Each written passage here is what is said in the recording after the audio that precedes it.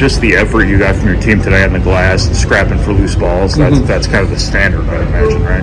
Yeah, I thought in a couple of our games we've had so far, we just not around the basketball. We got to be around the basketball. And sometimes we're worried about them in transition, so we get more than one guy back. But I thought our guys were quicker to the basketball today. I thought we did some good things.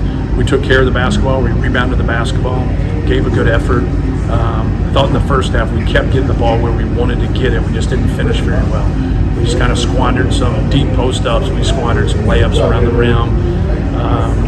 A little careless with the basketball, even though we didn't have very many turnovers. But we just thought we just needed to keep executing, keep getting the ball where we wanted to get it, and we thought good things would happen. You guys had a couple possessions in the first half. I think their first 2 turnovers, you guys got 5 points off of those. Just the 3 by Cam and I can't remember the other basket was, but just turning defense into offense. Right. It seems like it's even more critical, maybe with this smaller. Yeah, and we also talked about handling when they did decide to press, handling their press and then trying to go and score. We had a couple opportunities. We got it right at the rim, and one time we didn't shoot it, the other time we just missed it, but we got a 3 out of one. We got a dunk and came out of another one. So that's what we wanted to be able to do. We're not a team that's going to force a lot of turnovers, but when we do, we got to capitalize. Just that stretch from Trey to open the second half. I know you always want to get him involved, but just the way he played in that stretch, he was really physical. Right.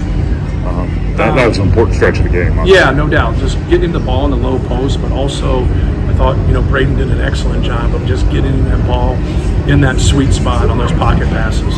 And so it kind of took away from Braden getting as many assists as he normally does, but it was setting them up and getting us in a position where we were 2-on-1, 3-on-2, and then Trey just had to make a good decision and score it or make the extra pass. Seems like most of Cam's threes have come either in transition or when the defense collapses in the paint and gets kicked out to him. But it looked like you guys ran a set to get him open. Yeah. Is that something he can do more of? Is he just shooting the ball so well you got to try to run some action for him? Yeah, you can play him behind the action. They switched and did some different things to where sometimes that's not going to work. They either tried to keep it, a 2-on-2 game there on ball screen, or they would switch out of it, and so you're not going to be able to play behind some of those things. But we knew if we could put him away from the action and then give Trey that basketball there, now Trey's in that 2-on-1 situation for a brief moment. Now you can be able to get some of those shots. And we ran a couple ATOs for him, and then if he doesn't get it, it's always good when that 4 can be ball side. And then the other guy's used to messing with the post, and you can get the ball inside from there and then give them a different look and make them play out of it. But no, he's definitely a weapon, and us going smaller, now it gives us spacing. If you go small, you got to have everybody be able to shoot the basketball, and he really helps us in that regard. Sometimes he doesn't get looks, but he's allowing Braden to manipulate the defense because of his spacing. It seemed like one of Jakari's more confident offensive performances or more emphatic offensive performances. A lot of it was reactionary stuff, kind of right place, right time. And just for him to be able to capitalize in those situations at this point, maybe he wouldn't have. Right. Just not, don't be hesitant.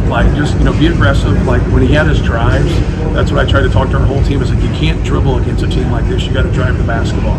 You got to go and create and score the basketball for yourself, or get 2 on the basketball and get it moving. So I thought he did some really good things. Obviously, he missed the 2 threes on the possession and then ends up getting the putback layup, which was great. He just kind of stayed with the play, right? But those shots that he missed were really good shots for him. But he got the and 1 in the first half driving the basketball. And then, he just made good plays. He was around. He had a couple of breakdowns defensively to where, just the details of things, he just had to be a little bit better. But then right as it happened, he didn't let it happen again. But as a whole, if we just didn't allow them to score on out-of-bounds plays, we had some guys just fall asleep on out-of-bounds plays. I think they might have scored 8 points total, maybe even more. And we got to do a better job in that area. Did the first 2 4-minute blocks of this game kind of encapsulate the shifting dynamics of big and small, because they were really physical early, it felt like, and then you got fast when you went to the second block of 4 minutes there? Yeah. They got off to a 7-2 start, and then I think we got it to where it was 9-9. Yeah.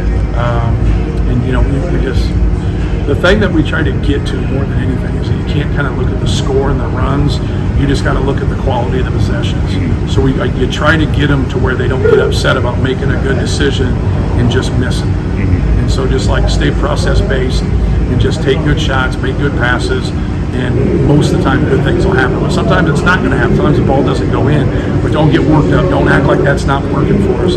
That is working for us. And so I thought our guys did a good job of that and staying with it. I thought Braden did a really good job of just kind of staying with it and trusting what we were doing. Most of the nation has watched you with Zach the past couple of years. What does this performance suggest of what your guys' identity is now and going forward? Yeah, we've always been able to try and shift. Sometimes through competition, you're going to shift in how you do things. If you can stay the same and play the same way, that's a beautiful thing because you just plug guys in. And sometimes you can't plug guys in. And for us, like right now, we've played bigger with this group, and now we went to like a smaller lineup. And I think with that adjustment, like we got to be scrappy like we were today. Like if you take that away from us, like I don't know if we win the game. And but adjusting from him, probably the thing. Obviously, the ball went to him a lot, but the thing that is different for us is that we could miss block out responsibilities and still get rebounds because he would clean things up.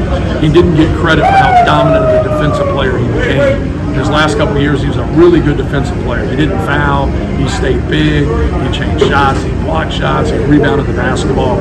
So like his piece defensively is missed just like offensively. And that's been our adjustment, to try to adjust to that. But also try not to get those guys to feel like they got to beat him because they can't beat him. You know, he's a once-in-a-generation player. But, like, we just got to play to Trey Kaufman's strengths and Cam Heide's strengths and anybody else that kind of fills those gaps on our front court.